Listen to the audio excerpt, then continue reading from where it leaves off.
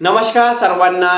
11वी admission घेण्यासाठी जेही मुलं 10वीला पास झालेले आहेत आणि 11वीला ऍडमिशन घेणार आहेत, अशा सर्व मुलांसाठी अत्यंत महत्त्वाची अशी अपडेट तुमच्यापर्यंत घेऊन आलेलो आहे. 11वी ऍडमिशन घेणाऱ्यांसाठी अत्यंत महत्त्वाची गोष्ट आहे. तुम्ही जर जिथं शिकत आहात, जिथं तुम्ही 10वी पूर्ण केली आणि आता 11वीला ऍडमिशन घ्यायचं आहे, तर त्याच्यामध्ये महत्त्वाचा असा बदल झालेला आहे.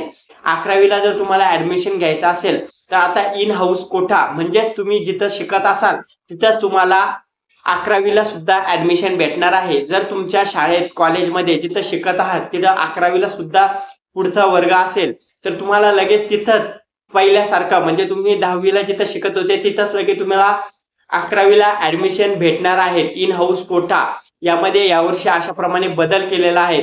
म्हणजे मागच्या वेळेस तुम्हाला प्रवेश फेरीमध्ये ऑनलाईन फॉर्म भरावा लागत होता आणि जिथं तुमचा नंबर लागेल तिथे तुम्हाला ऍडमिशन घ्यावं लागत होतं. पण जर तुम्ही यावर्षी ज्या शाळेत शिकत असाल आणि त्या शाळेमध्ये 11वी सुद्धा ऍडमिशन असेल, 11वीचे सुद्धा वर्ग असेल, तर तुम्हाला इन हाऊस कोठ्यामध्ये फॉर्म भरून तुम्हाला तिथंच तुमच्या शाळेमध्ये ऍडमिशन भेटणार आहे. जे मुलं जिथं शिकत आहे जर त्यांना तिथंच ऍडमिशन घ्यायचं असेल तर तुम्हाला तिथंच ऍडमिशन त्याच कॉलेजमध्ये तुम्हाला 11वी साठी भेटत असतं.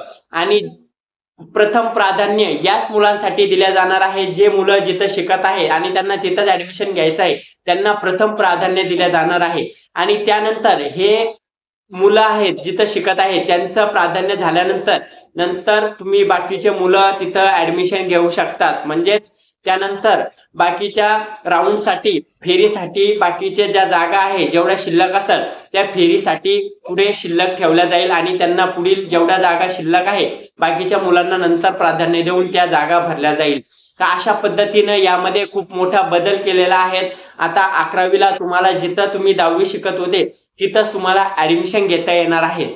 पण जे मुलं 10वी पर्यंत शिकत होते आणि त्यानंतर 11वीला तुमच्याच शाळेमध्ये म्हणजे ज्या शाळेमध्ये तुम्ही 10वी पास केली, जर 11वी तिथं वर्ग नसेल तर तुम्हाला ऑनलाईन पद्धतीनं फेरीमध्ये फॉर्म भरणं आहे. तुमचा जे आवडते कॉलेज आहे ते सिलेक्ट करणं आहे आणि तुमच्या राऊंडला जी शाळा जे कॉलेज लागेल तिथंच तुम्हाला ऍडमिशन भेटणार आहे. तर अशा पद्धतीनं 11वीची ही प्रोसेस होणार आहे.